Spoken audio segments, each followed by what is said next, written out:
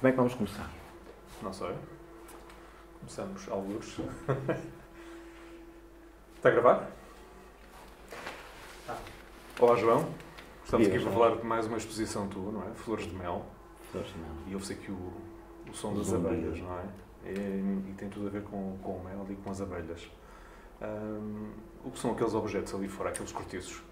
Olha, primeiro de tudo, a exposição chama-se Flores de Mel, mas os cortiços é uma instalação, é um site específico que eu fiz, já o pensei há 8 anos, e a convite na altura do Paulo surgiu a hipótese de eu poder experimentar, no sentido de que normalmente não é em qualquer espaço que tu consegues numa galeria experimentar uma instalação, não é? E a ideia da Casa do Mel tem a ver com a morte do avô da Manuela, que é a minha companheira, que era apicultor, e eu, quando o visitei lá no monte, achei super interessante os objetos. Eles estavam todos amontoados e eles andavam a usar os objetos para queimar, para fazer fogueiras, e eu disse, como é que é possível vocês andarem a usar estes objetos, praticamente esculturas feitas à mão? Tu olhaste e viste ali logo um objeto de arte, foi? Sim, eu mal os vi, eu vi esculturas, vi objetos de arte e pensei automaticamente nesta exposição. Tipo, na verdade, o meu tipo, sou uma espécie de escravo do pensamento. Em qualquer lado que eu estou, parece que sou meio condicionado pela criação e a questão na compreensão, porque eu próprio, quando os vi, não sabia o que eram. E talvez por essa ignorância de não saber o que era um cortiço, perguntei à Manuela e ela explicou-me, não sei o quê, o meu avô fazia isto, tipo na soleira da casa, são todos arrancados das árvores, são cozidos com arame à mão, ele fazia os pregos são feitos com paus de esteva, que é uma madeira muito, muito dura, e pronto, era tudo feito de uma forma artesanal, e eu achava que de facto eram autênticas obras de arte, e estarem a queimar aquilo era criminoso. Pensei nesta instalação, hoje consegui pô-la em prática, uma parte, não a ideia, na verdade é um pensamento embrionário do que eu pensei. A ideia passa por um sentido onde eu consigo explorar a parte sensorial, tipo o som, o cheiro, porque ela é envolvida por terra e o terra é substrato, e o substrato tem um certo cheiro, a bosta de cavalo, que nos remete à floresta, ao monte, ao cultivo, porque isto depois tem uma relação com o cultivo, não é? Eu exponho cortiços no sentido de fazer com que as pessoas pensem e não ser uma instalação meramente decorativa ou estética. Eu não pinto, nem decoro, nem instalo para decorar casas, mas sim para colocar questões e fazer com que as pessoas consigam pensar um pouco sobre e sensibilizá-las, no sentido de que as abelhas estão escassas e estamos num perigo iminente porque dependemos delas, não é, para a vida.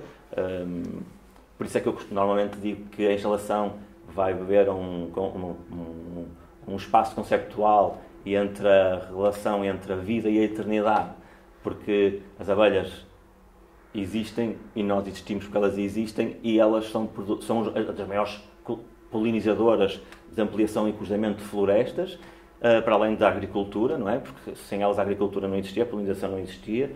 Tu, para teres uma courgette, o pé de courgette nasce com 3 flores. Se elas não forem polinizadas, não tens uma polinização, não tens um fruto. Ou seja, nós somos mesmo dependentes delas. Para além disso... Mas há aí uma mensagem, elas estão em risco, elas são importantes para a sobrevivência do planeta. Tu olhaste para os cortiços, viste ali um objeto de arte e tiveste logo essa sensação de poder fazer uma exposição deste género, pensando nas abelhas e na importância das abelhas, com esta mensagem. Automaticamente pensei que... Porque eu também sou muito ligado à terra. Eu sempre plantei, eu faço permacultura, tenho trabalhado sobre as hortas regenerativas, tenho pensado um pouco sobre a minha sobrevivência paralela à sociedade, tento afastar-me um pouco deste meio da cidade e procuro constantemente um espaço mais natural, mais independente e próximo da liberdade, onde o tempo é mais extenso e não tão comprimido por questões que tu tens que resolver na cidade e és abordado no Instagram, nas redes sociais e na televisão, nos telejornais, tipo, és completamente bombardeado com política, guerras e... Há muito ruído. Muito ruído, e isso acaba por me afetar. E então decidi trabalhar com este ruído das abelhas, no sentido de que elas também produzem um alimento que não é um alimento processado, é um alimento que é um alimento natural, que é eterno. E então, já viste, se houver uma guerra, um holocausto, tipo agora, houve um apagão na semana passada e as pessoas entram em pânico e vão para os supermercados e parece que o mundo acabou e vão buscar papel higiênico e garrafões de água e comida enlatados. Já pensaste, o mel é um alimento que não se estraga, é um alimento que nos permite sobreviver.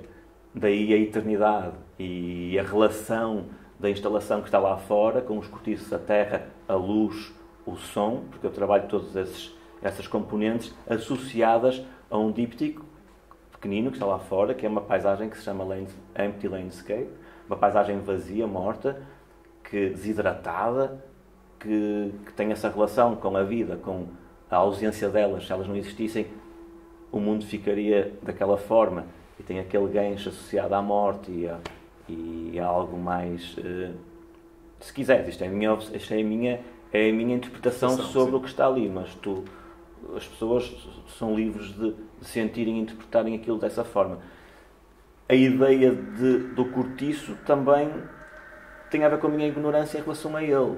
É mostrar às pessoas, ao mundo, o que é que aquilo era. Tipo, muitas das pessoas sabem, as pessoas estão ligadas à floresta e os avós viviam no campo. Eu fui uma criança que nasceu na cidade, no meio dos prédios e não tive acesso a esse lado. A parte mais rural, não é? A parte rural eu não tive, eu sou do concreto e do underground.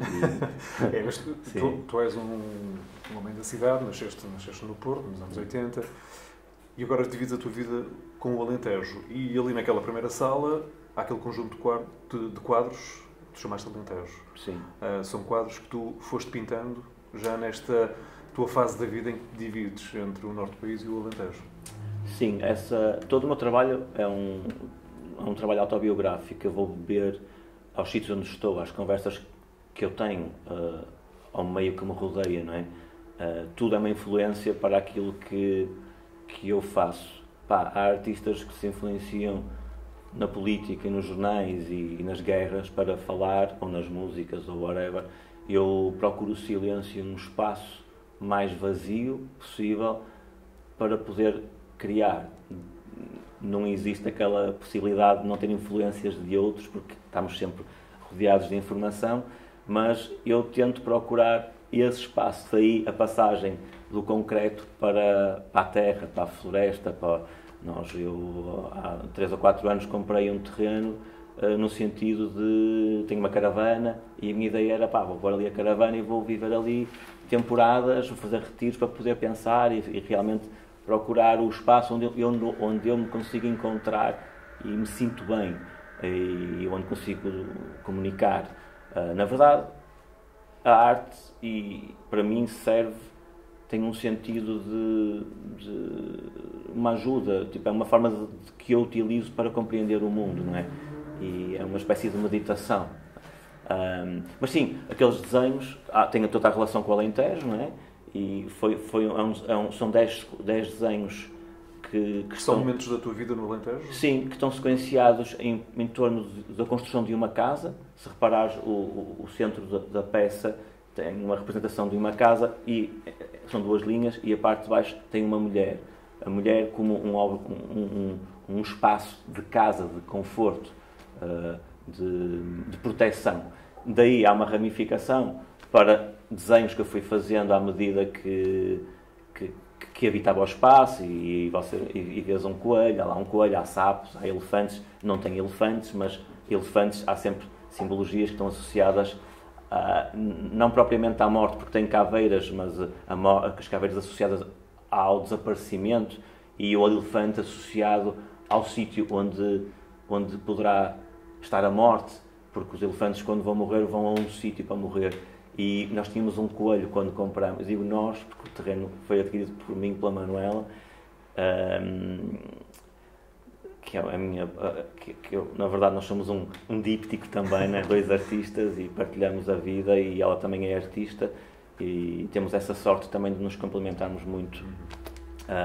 Pronto, e havia um coelho nesse terreno, por isso é que eu tenho muitos coelhos nos desenhos.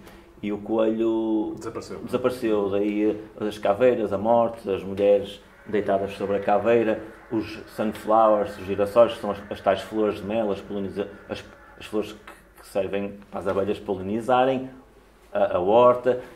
Tem muita representação da permacultura, de alimentos e de elementos naturais, como as árvores, a casa e toda a natureza que envolve, não é? E do outro lado, na outra parede, tens mais um quadro e tens também uma escultura em madeira, não é? Sim, é um díptico. Na verdade, é o Homem do Mel. Isto é um projeto que, como eu disse, é um site específico, foi uma proposta que me foi feita, e a verdadeira... quer dizer, a instalação é um mote mais importante da exposição. E eu achei que aquelas 2 peças poderiam complementar e sequenciar o meu pensamento, porque está tudo relacionado com a floresta e com o monte. Aquele díptico que tem um portrait e uma madeira em espiral, ambas espirais que se espelham nos dois desenhos, são símbolos que têm a ver com a cena ancestral e com a rutiformidade da vida e o pensamento e o tempo e a reflexão, tem tudo a ver com isso. Eu chamo-lhe o Homem do Mel porque há uma sequência de um corredor para uma cortina preta onde tem uma instalação sobre a Casa do Mel, não é? Tu falaste que és um artista que procura o silêncio. Isso foi sempre assim, mesmo quando eras apenas um artista na cidade, ou mudou agora que és um artista que se divide entre a cidade e o campo? Não, eu acho que sempre fui um artista do concreto, do ruído, e na verdade esta parte da terra e da floresta eu acho que é uma fuga, é uma tentativa de como é que se diz? É uma tentativa de fuga. Porque na verdade incomoda-me e chateia-me viver rodeado de prédios e de tanta densidade e competição, e na verdade tipo o panorama também artístico acaba por estar cansado, e isso também me cansa a mim. Eu não quero, porque eu automaticamente que estou mais disponível, que estou na cidade, consumo mais redes. Eu sinto-me meio dependente das redes, do e-mail, do Instagram, porque eu utilizo-os para divulgar os meus trabalhos, mas ao mesmo tempo tu estás sempre on e estás sempre em cobrança, parece que estão sempre a cobrar a resposta e o convite, e tens de estar sempre expandido para todos os sítios, e isso enerva-me, isso deixa-me muito nervoso. Daí a minha procura sempre para um espaço mais tranquilo, mais calmo, porque eu quando chego à floresta, ao monte, eu não utilizo telemóvel, eu esqueço-me que o telefone existe, a extensão do tempo é muito maior, e isso acaba por estar sempre... Eu tenho mais tempo para pintar, com mais liberdade, não estou condicionado a coisas que tenho para fazer também, não é? Mas eu gosto da cidade, mas eu acho que é um bom complemento que encontrei para me poder equilibrar e conseguir viver aqui no meio, não é? No fundo, foste sempre alguém ligado à natureza, seja pelas hortas que tinhas, seja pela tua relação com o mar, não é? És surfista, gostas do mar, e muitos dos teus quadros também já tinham essa relação, não é? Sim, eles sempre foram beber, não é? A esses espaços. Lembro-me daquela altura em que que os peixes estavam muito presentes nos teus quadros, não é? Pois foi. Isso já foi na altura que andava a pintar sobre os dilúvios, não é? Sobre o dilúvio. Eu lembro-me disso. Sim, mas também tinha a ver com isso, porque eu nasci com um pai que me introduziu a pintura e o desenho, e o meu pai deu 2 voltas ao mundo de barco, e tenho sempre uma memória com ele de haverem tempestades e irmos para a praia ver as ondas e aquela beleza do cinzento e o barulho, e íamos a pé, e sempre tive essa relação. E o surf acaba também por ter esse espaço também mais meditativo do que desportivo. É desporto, porque eu vou fazer desporto, mas é uma conexão que eu tenho com ele, porque também ele já não está cá, e acaba por ser uma conexão que também me ajuda, e que tudo se relaciona e está tudo ligado, não é? O mar, eu faço surf, passo a vida todos os dias, ao acordar às 6 da manhã vou para o mar, depois vou para o estúdio, tem que haver mar e peixes e algas e pedras e corais, e há uma relação com todas as tuas respirações. Não é? Há também aí uma altura em que se calhar mudou um bocadinho os tons nos teus quadros, não sei, começaram a entrar umas cores mais marítimas. Os teus quadros andam sempre ali à volta de 2 tons? Sim, nesta exposição em particular eu tento trabalhar exatamente, é uma exposição monocromática onde o preto, o âmbar e o castanho estão muito presentes. O preto e o branco do desenho é um tom da terra, não é?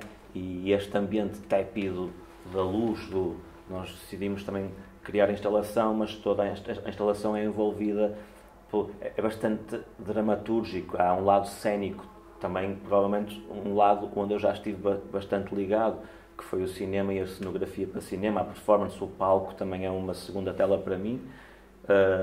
Sou criador de muitas performances também, os desenhos ao vivo, as orquestras, as óperas, o teatro.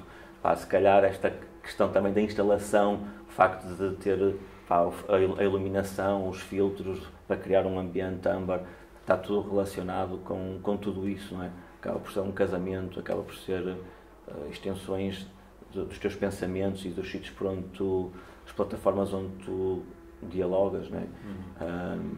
Tu és um artista que suja as mãos, e os teus dedos estão sujos, nota-se. Sim, saí do ateliê pintadinhos agora.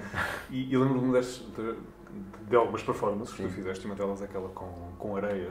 Tu és um artista plástico que gosta de mexer, de sentir, não é? As sensações nos dedos, sentir. Sim, e com materiais naturais, tipo a areia, podia ser terra ou pedras, não sei o quê.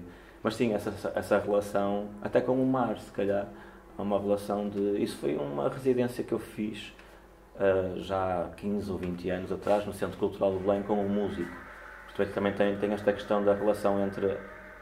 Trabalho com muitos músicos, desde orquestras a músicos independentes, compositores, e na altura foi-nos feita uma proposta que era um músico que toca guitarra portuguesa e é compositor, que é o Pedro Moura, foi uma residência que nós fizemos, e a ideia era fazermos 2 ou 3 espetáculos. E qual seria a minha função lá, o que é que eu estou lá a fazer, o que é que eu poderia fazer num palco. E o desenho em tempo real surge aí. A relação mas como é que eu vou desenhar? É preciso fazer algo efêmero, algo que aconteça rápido, que seja volátil e que possa comunicar, porque é tudo live act. Ele está a tocar, temos uma atriz que vai narrando as histórias, na altura eram histórias da Regina Guimarães e do Sagnay, e eu desenhava-as ao vivo.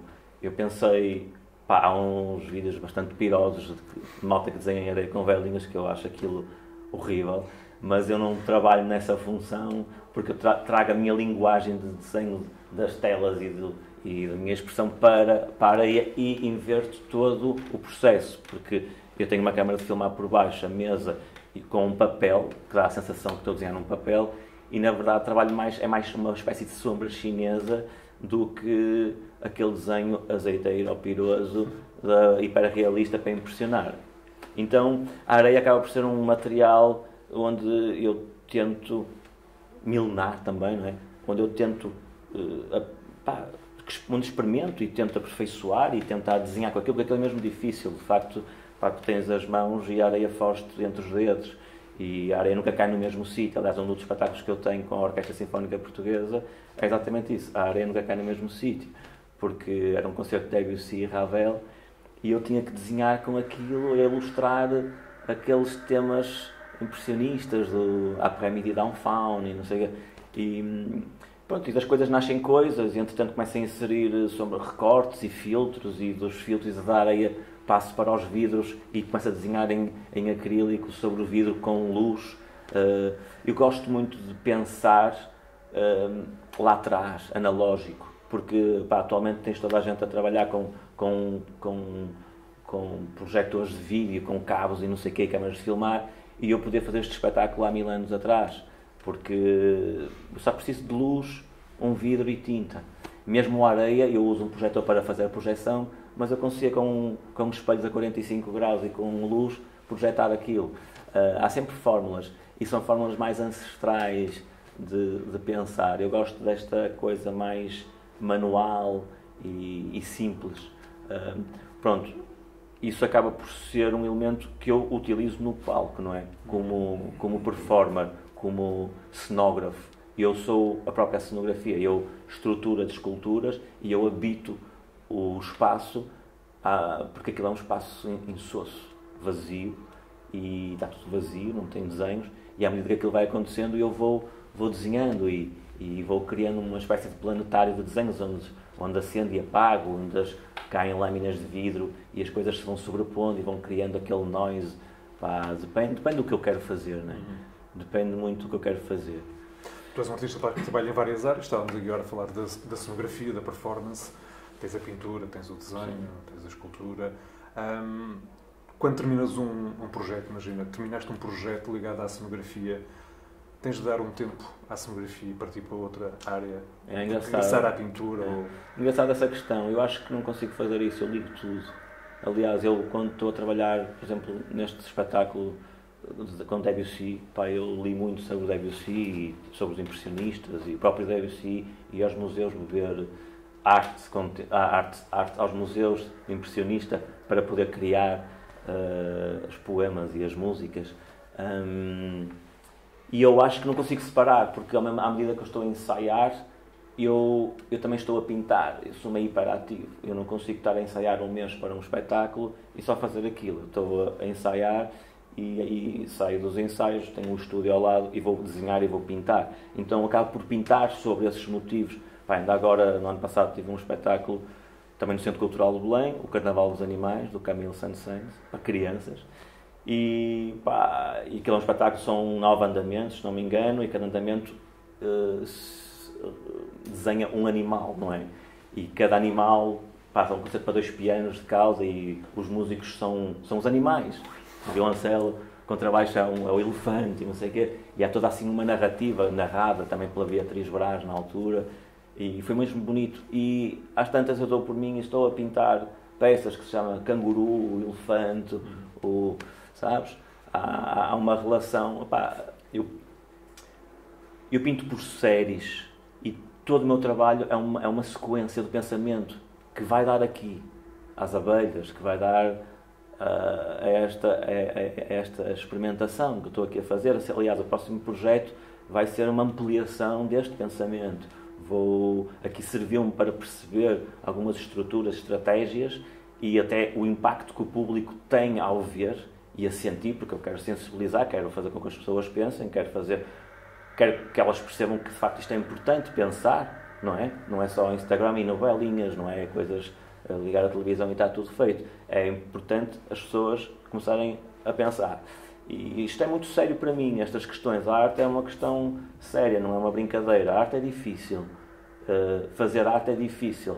Porque nós não fazemos arte para decorar casas nem para instalar decorações. Nós somos políticos também.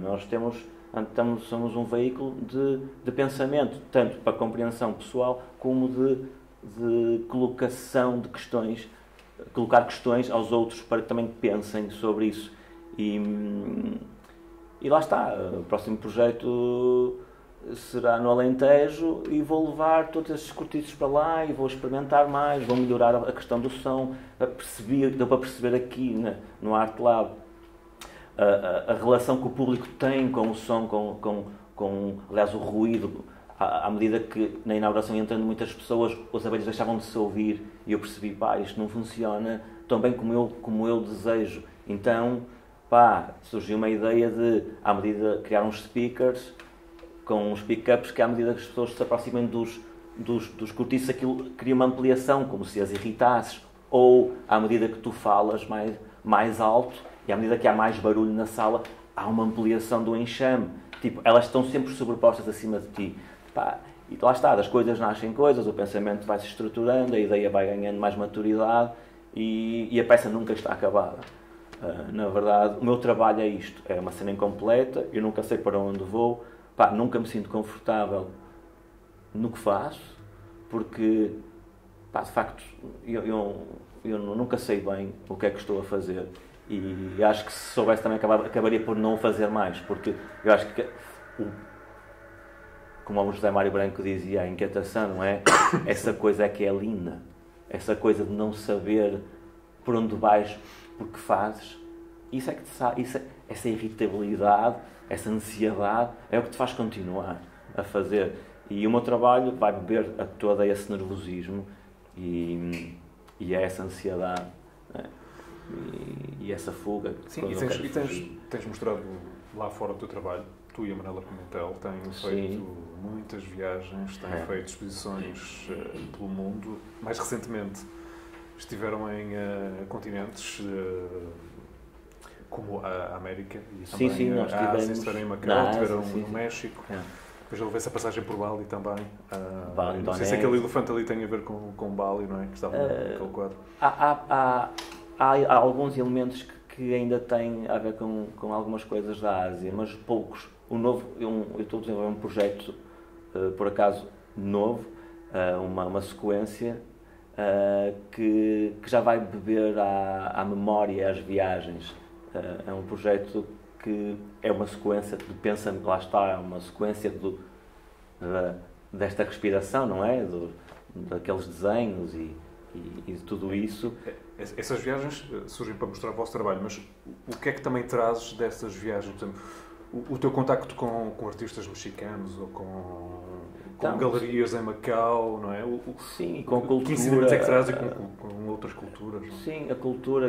Este projeto vai falar sobre isso, não é? Eu faço uma espécie de telas viradas ao contrário que simbolizam cartão, pela cor da juta, e as caixas de cartão são castanhas. Quando tu mudas de casa, tu tens muitas memórias físicas e então atiras tudo para dentro da caixa e enches uma caixa.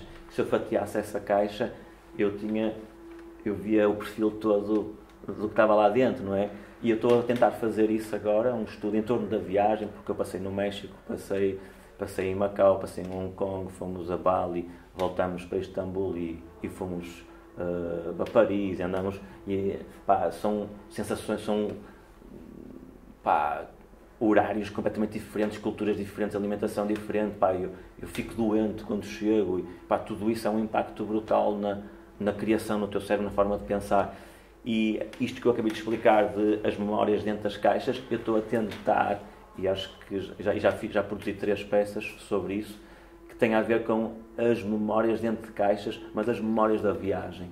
Porque eu quando vou à Ásia, tenho muitos macacos agora representados nos meus quadros, e os macacos e tigres, e mulheres que pegam em tigres que estão virados ao contrário, e tipo, isso tudo associado à cultura hindu, o tigre e o macaco, o macaco é considerado um deus lá, tipo, ninguém pode fazer um mal ao macaco porque eles são deuses, e tudo isso são influências de balinês, os títulos dos quadros são em balinês, e depois no mesmo quadro eu estou a desenvolver as tais memórias, que era isso que eu queria falar, que é, eu estou a representar memórias, não são memórias, não é aquela escada, nem aquela cadeira, nem aquela lata, nem aquele jambé, são memórias transparentes, são memórias que eu olho para ti e não te consigo ler, estão dentro da tua cabeça, estão dentro da tua experiência, eu estou a catalogar, a encaixotar as minhas, quase como uma terapia, não é? Uma cena que eu tento retirar e empacotá-las e recortá-las a meio. Ainda está muito embrionário, ainda é um projeto que ainda está em processo.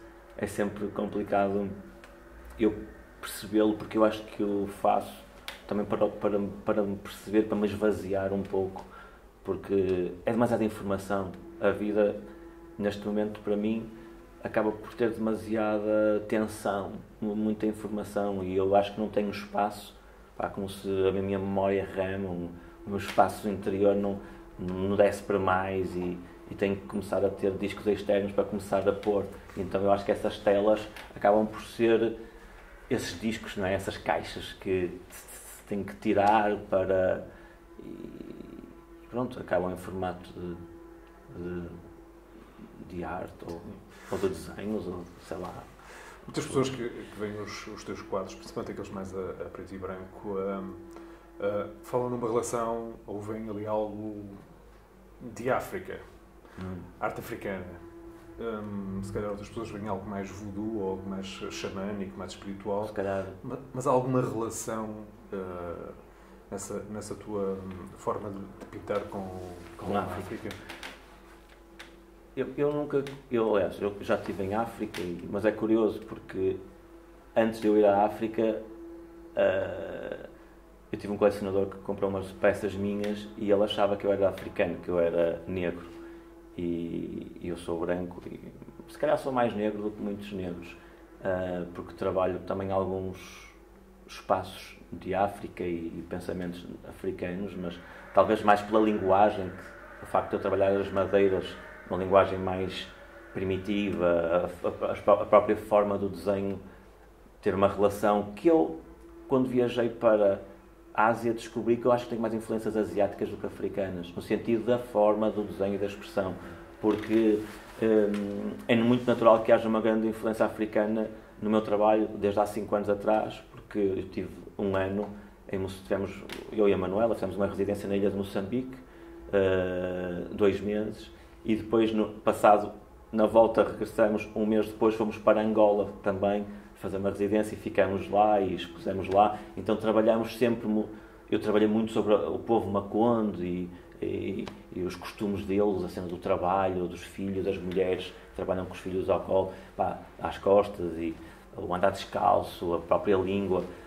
Aliás, tive a oportunidade de conhecer o ateliê da Renata Sadimba, uma das maiores ceramistas em Moçambique, e tive a oportunidade de também trabalhar com ela, e uma cena muito espiritual. Ela não fala português, não fala inglês, fala Maconde, eu não falo Maconde, então tinha lá meio um tradutor que nos traduzia, mas chegou a um ponto que não havia tradução, havia uma comunicação energética, tipo, aquilo acontece mesmo, aquela coisa de em África tem uma energia diferente, tem de facto uma energia diferente, tem porque eles são muito espirituais, muito conectados à terra, muito conectados a este conceito do meu trabalho de cena mais natural, não é? E isso mexeu comigo, isso interessa-me estar mais lá do que cá, interessa-me sentir mais assim do que dentro de uma cidade rodeada de concreto, porque eu sinto que aqui não tenho, parece que me recortam as paredes e não consigo sentir a vibração das coisas, não é? Da energia. A energia existe, porque nós estamos aqui. Se chega alguém, tu sentes a vibe, tu sentes o vapor que essa pessoa... nem toda a gente pode entrar nas nossas casas. E a África trouxe-me isso, apurou-me essa sensibilidade. E mexeu muito com a linguagem do meu trabalho, porque desenvolvo bastantes peças sobre a ilha, sobre o tempo.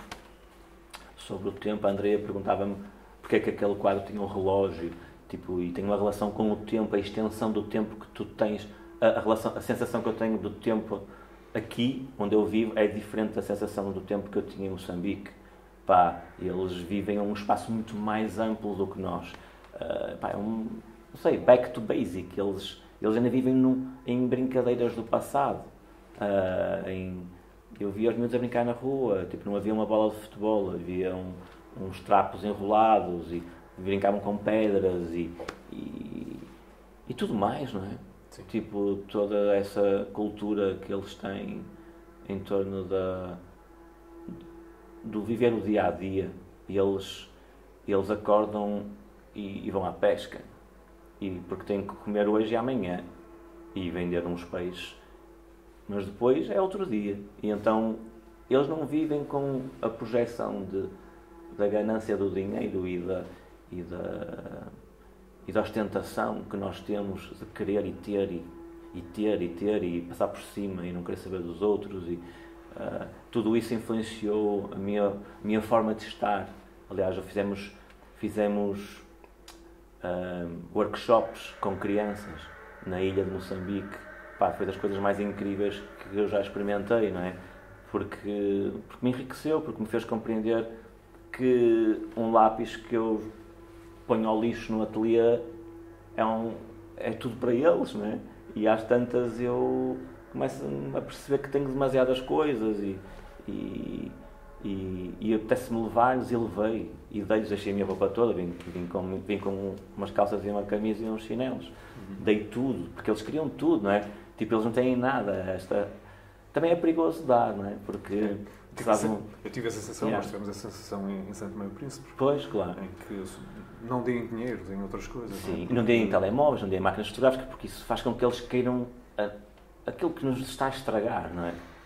Porque, quer dizer, estragar a tecnologia é incrível quando é bem canalizada e trabalhada, não é?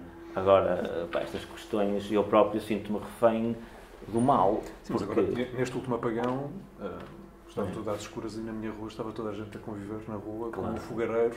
Exatamente. Ouvir música, a beber uma cerveja e a falarem uns com os outros. Os putos não têm. Os miúdos todos não vão brincar. Claro.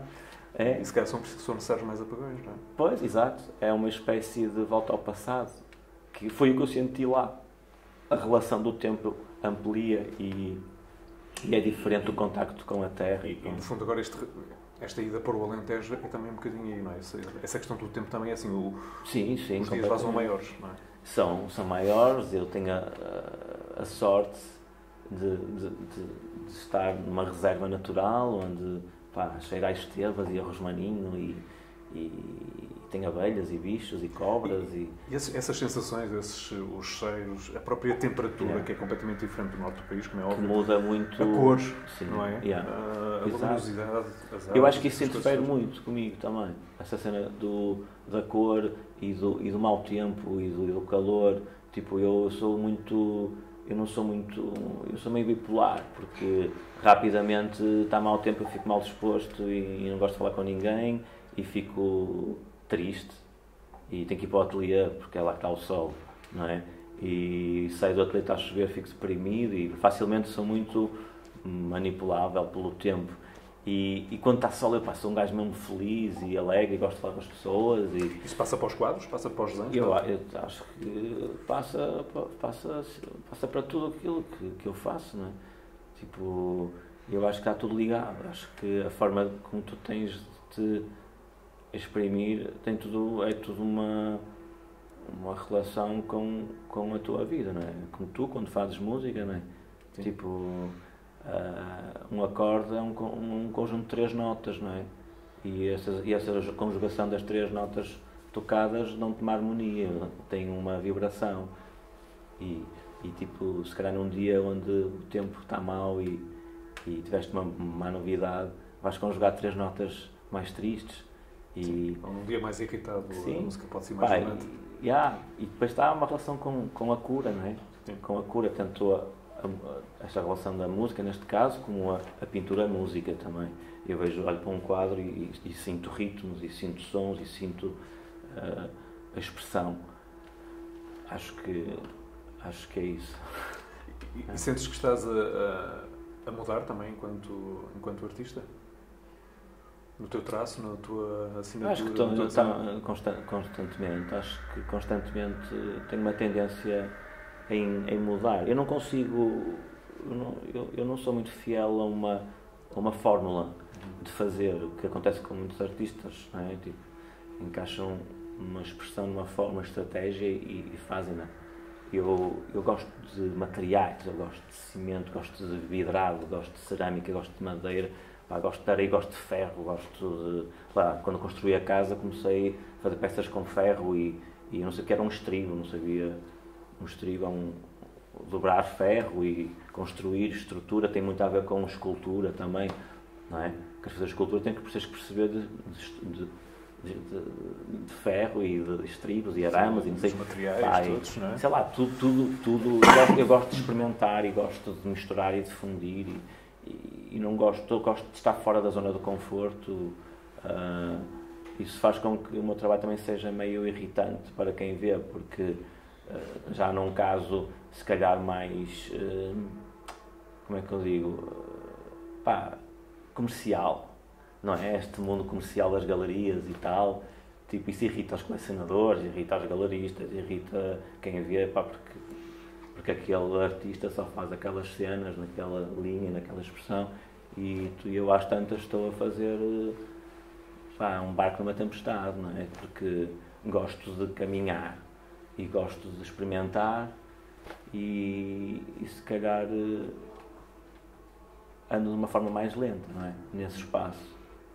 Esses espaços são para ti algo que é obrigação, ou seja, as galerias, a parte da indústria, a parte mais comercial que estavas a falar, é algo que te custa, algo que é uma obrigatoriedade porque tens de o fazer, porque tens que mostrar a tua arte e tens que vender, não é? Eu acho que é só uma questão, que é, se tu produzires aquilo que tu tens no teu DNA, se tu produzires aquilo que tu queres da forma mais pura e eles conseguirem comercializar aquilo que tu produzes, acho que é ótimo. Agora, procurar um objeto que vende, eu vendo isto, estas madeiras vendem, e produzir, eu não sou assim, eu não consigo ser assim. Isso é o que me irrita e é isso que eu vejo bué de lixo e vejo muita gente a levantar pinturas e a fazer muita pintura e vejo muitas pinturas num planeta onde não aguenta tantas pinturas e tantas obras de arte, porque as pessoas só pensam em vender e tipo, muitos dos artistas que até são bons têm muitas fórmulas, se calhar porque o sistema nos aperta, não é? E tu tens que pagar contas e viver e viver daquilo que tu queres fazer, que é a arte, e então há uma espécie de uma prostituição de então vou fazer isto para vender. Eu não consigo, irrita-me essa cena. Tipo, aliás, não corre bem. Quando me pedem uma encomenda, eu tenho que ter a liberdade total dentro do que eu estou a fazer para ser aceito pelo cliente, não é? Porque eu não consigo pintar para o sofá, nem para a sala. Acho que isso não faz sentido nenhum. Apesar de que as obras e o trabalho que nós produzimos vive nas paredes das pessoas, das casas e dos museus, não sei o quê. Mas há um sentido, não é estético, é energético. Porque o cliente, quando compra porque a peça lhe transmite uma alma, um sentido,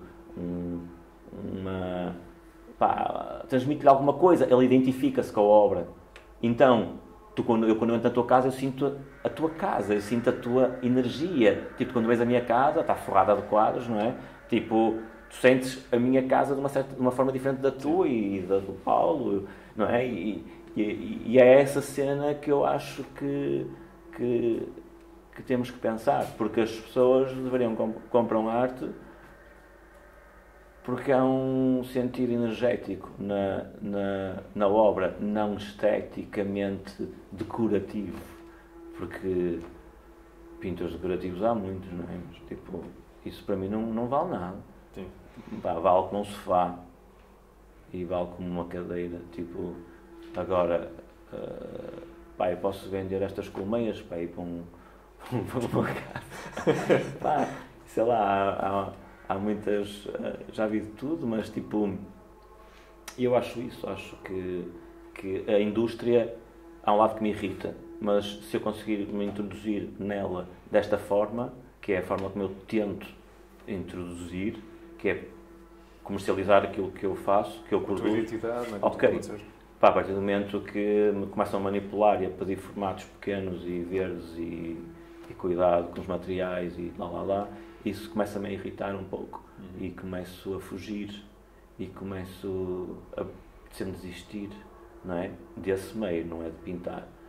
porque muita gente desiste porque está cansado e está desanimado. Sim. Mas é natural, este sistema está feito de forma a que tu desistas de tudo, não é? Sim. Quando ouço músicos ou cineastas ou outro tipo de artistas a falar de obras passadas, dizem, podia ter tocado isto de forma diferente, podia ter filmado isto de forma diferente. Tu, quando olhas para os teus primeiros quadros, para as tuas primeiras obras, ainda sentes mesmo que sentias quando as pintaste, ou olhas para aquilo do estilo, isto podia ter ficado melhor, eu era mesmo novo, ou era inocente, ou não sabia muito bem o que eu estava a fazer? Pois, muitas já as pintei de branco por cima. Muitas já não existem. Ou escondes para ninguém ver? Não consigo, sinto que vou ser sempre apanhado. E então, como não quero que apanhem coisas que eu não gosto, eu tenho que pintá-las de branco ou repintar para poder assumir uma assinatura, não é? Eu não consigo assinar uma peça que não esteja... que não vibre com ela, porque não dá. Tu sabes qual é aquele momento em que tu olhas para o quadro e sabes que está finalizado? Pá, acho que não nunca está. Acho que há um momento que eu não consigo fazer mais, mas depois acho que há um momento que ele vive sozinho também. Ou que vai-te estragar se fizeres mais alguma coisa. Há aquele momento em que tu achas é melhor parar porque se fizermos alguma coisa... Eu acho que é importante perceber, teres essa... Mas isso é treino, isso também acaba por ser uma questão tua, não é? O que para mim está acabado, se calhar para ti não está, não é? Tu olha para o Paulo porque é uma relação engraçada, porque para mim está acabado, se calhar para ele ainda vai somar mais em cima.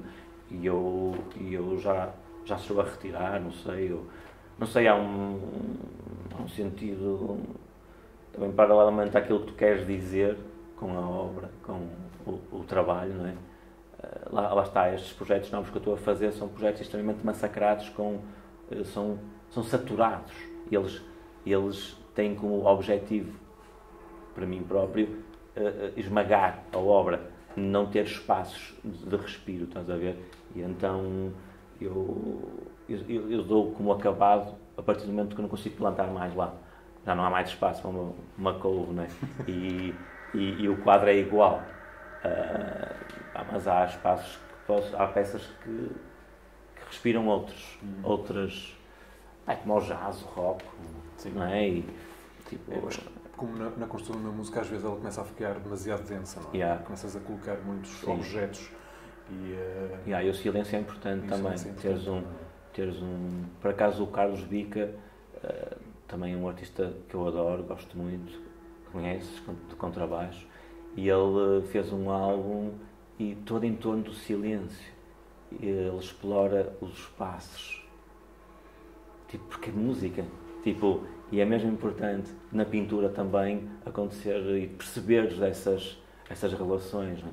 Porque eu acho que sim, é necessário saber parar, é necessário saber quando é que tu tens que parar, porque a obra está sempre, ela em transformação com a luz e com a estrutura que mexe, e com a tela que amarelece e com aquele que vai, sei lá, há tudo a arte. O que nós fazemos não é eterno, meu. Como as pessoas acham, nós não somos eternos. Quando eu tinha 18 anos, achava que era eterno, tipo que não ia morrer, mas agora eu acho que vou morrer todos os dias. E a obra também morre. A obra vai desaparecer. Ela não vai ficar eternamente no museu, ela não vai. Isto ela vai ter uma história, vai ter uma conclusão. Isso é uma curiosidade pessoal. Tu, quando alguém fica com um quadro teu, esse quadro deixou de ser teu? Acho que passa a ser sempre meu, mas é uma extensão energética dessa pessoa que o dono ele está, não é? Ele tem um sentido. Se vai para uma coleção para um museu, faz um sentido, que pertence a uma narrativa, a um contexto histórico ou conceptual, ou se for para a tua casa, também pertence à tua coleção e aos teus elementos que te vão fazer... Tu tens curiosidade em saber porque é que aquela pessoa adquiriu a tua obra? É algo que te cria curiosidade? É sempre uma curiosidade. Mas falas imagina, se alguém te comprar uma obra, tu perguntas a essa pessoa o que é que ele levou, o que é que viu naquele quadro para gostar e para querer comprar? Não sei. Tipo, às vezes. Pode acontecer, mas é engraçado porque a arte tem essa magia, não é? Tem a magia de hipnotizar. e não sabem porquê. Tipo, não sabes porquê, porque pá, há peças que tu vês e tu tens que as ter, não é? E os clientes que eu tenho, ou colecionadores que eu tenha, acho que são hipnotizados por isso, porque o meu trabalho não é muito bonito. O meu trabalho é um trabalho que esteticamente, se calhar aqueles desenhos até não têm alguma piada, mas tipo, o meu trabalho é um trabalho que tem algum ruído e é sujo e não é muito cuidadoso.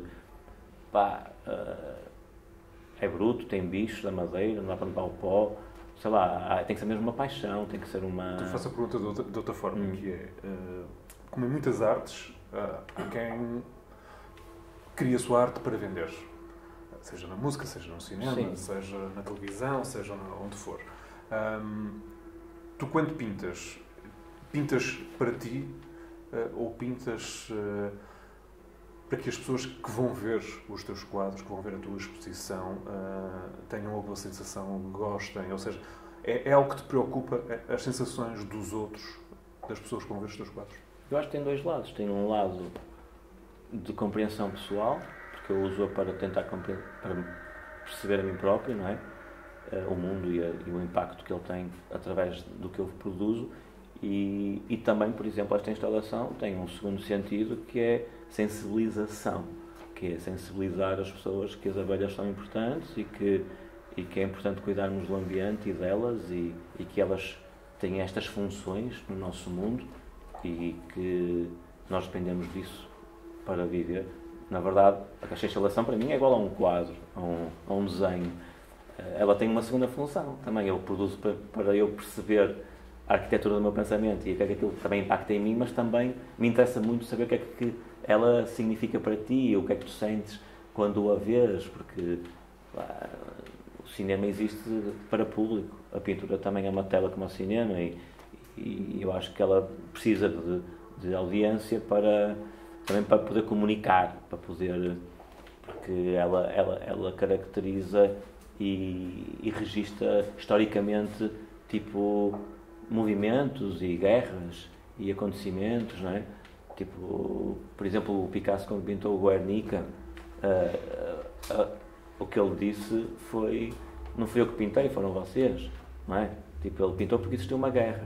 Então, sei lá, há uma dualidade ali, há um ping-pong entre mas está, eu quando vi o Guernica a primeira vez foi um dos quadros mais impactantes para mim. Yeah. Primeiro porque não sabia que era tão grande. Yeah. E depois não sabia que era assim tão real.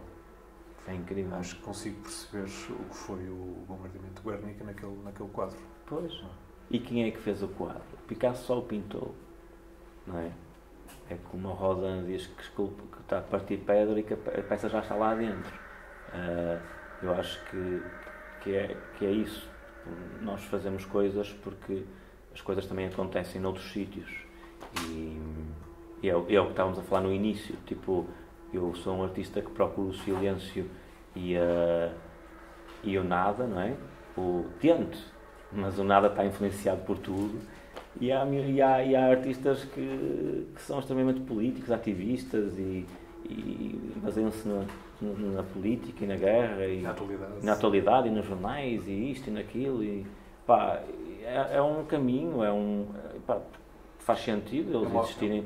O Diego Rivera era altamente ativista e eu estive lá agora no México e isso bateu-me imenso porque eu já conhecia os murais do Diego nos livros e quando vi aquilo ao vivo fiquei tipo, aqueles frescos são de facto peças que é incrível, aquilo é incrível, aquilo é, não há palavras, não é? E ele era um político, acima de artista, eu acho que ele era um político e usava aquela expressão para comunicar e para registar. E eu acho que é isso. Eu também acho que é isto, não é? Claro. Acho que, eu não sei quanto tempo é que estamos aqui a falar. Estamos bem há 2 horas.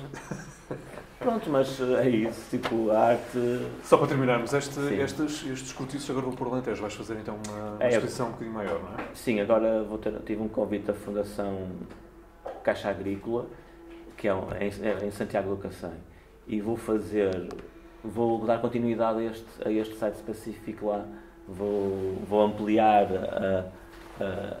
a escala, vou ter mais cortiços, vou explorar a questão da luz, do som de uma forma diferente, trabalhar com um engenheiro de som também, para perceber, porque não é a minha praia, perceber de speakers e de speak-ups que ampliam o som à medida que tu te aproximas. Tipo, é um trabalho que requer uma equipe de mais produção. Trabalho com uma amiga também, que é a Mariana Figueiredo, do teatro, que faz a luz. Vou juntar uma equipe pequenina para poder transmitir esta ideia de uma forma diferente, e eu sei que eles também têm aquela questão mais pedagógica de visitas de escolas, e eu acho que, como é de pequenino que se vai mudando e moldando e ensinando, não é? A arte tem essa função, e acho que esta forma de instalação também é interessante, porque é uma peça interativa onde tu consegues andar e o som reage aos teus movimentos e à tua voz e à tua proximidade, e pronto, vai ser isso, vai ser esse projeto. E pronto, João, obrigado por esta conversa. Obrigado. E obrigado ao Art Lab pelo convite. Agora editem isto como deve ser.